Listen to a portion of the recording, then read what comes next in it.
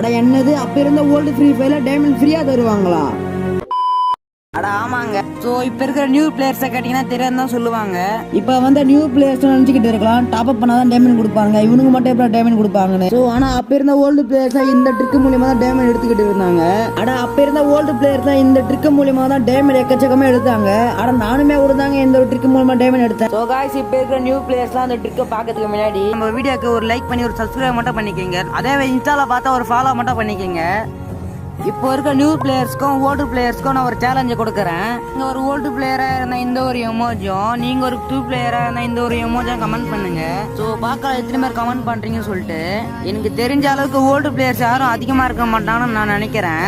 இந்த ஒரு வீடியோவில் பார்க்கலாம் ஓல்டு பிளேயர்ஸ் அதிகமாக இருக்காங்களா இல்லை நியூ பிளேயர்ஸ் அதிகமாக இருக்காங்களான்னு. இப்போ ஃபைனலாக அந்த ஒரு ட்ரிக்கை போய் பார்த்துட்டு வந்துடலாம் வாங்க.